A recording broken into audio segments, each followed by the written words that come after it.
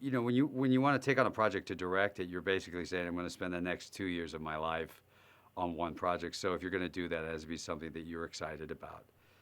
And I was really excited from the minute I read it. I called up Scott Stuber at Netflix and I just said, "I'm the guy for this project. The script is beautifully written. The story is always timely. There's a, this is." It takes a little bit of gravity, a film I've done, and takes a little bit of his film, The Revenant, and sort of ties them both together. You would think in our industry, you'd just be inundated with great stories to tell. And the truth is, there are very few scripts that really make you jump up and down and say, this film has to be made. So, you know, this was one of those. All of us, each and every one of us, have always tried to strike the balance between, work and life. And some people who are really good at the work part are really bad at the life part. And that's the case with the character that I play, Augustine. He's been very good at his work. He's done some pretty amazing things at the cost of any human connection at all. And the regrets that come with that are pretty large when faced with it. This is a part clearly, I was actually on the young side compared to the book. The guy's 70 in the book. The unfortunate thing is I don't really look that far from 70 in it. I'd like to say we did a lot of aging makeup, but, just working in Iceland and directing made me look like that. When we were in Iceland shooting, it's kind of a skeleton crew, and it was really hard. And, I'm sitting maybe 8 feet away from the camera right now. Any further away from the camera in that snowstorm, we're lost. We had strings tied to ourselves to the cameraman so we wouldn't get lost. We had this little girl, Kaylin, never acted before. She's 6.5 years old. And, I would say to her, okay, give me your scared face. And she would just, one take, go, and it was perfect. And then I'd say, okay, give me your sad face. And she'd be like, and she'd look sad, and it was perfect. And she really blew a hole in all of us old actors who have all of our methods of getting into an emotion and doing everything, because she could do it in one take. I would take off my mask and take off the hat to do a scene, and my eyelids would freeze shut in about 30 seconds. So you could only literally shoot for a minute or less in those sequences. She's eminently watchable on screen. She has compassion always in everything she does.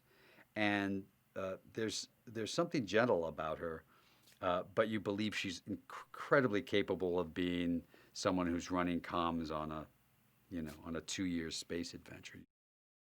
Both he and Demián's parts were written to be much, much younger. And I called up Kyle and I said, I kind of want to have the 2 old Muppets in the balcony, that are always like, bah, bah, bah. I said, I kind of want to have those guys because it adds some weight to who they become as time goes on, and to their loss, and to what they have to deal with in going forward. The older you are, in some ways, the easier it is to reflect loss. And Kyle was really wonderful in it. And so I went to him and said, this was written for a 24-year-old Russian guy, but I think you're the perfect guy for the job. He's the leading man. He's the captain of the ship. He's the guy that we have to be able to cut to him, and we do several times, not saying a word. We have one shot in particular. We're on the back of his head, and he just turns his head into profile, and it tells you everything you need to know. He is in charge. There's certain actors that can't tell a lie. They get on screen and every single thing they say you believe. And so she was immediately, your eye went to her, and immediately she felt truthful. She smiles and you love her. You love her on screen. And she has a pretty amazing experience in this film, and I don't want to give away, but just moments when she's holding hands with with Felicity when they're listening to the heartbeat is, you know, that stuff you can't really direct or write or fix. It just requires a really wonderful actress to listen, and she made the part a much better part than initially it was written as. We had to find an actor who at least had some eyebrows, because I had a lot of eyebrows when I was in my 30s.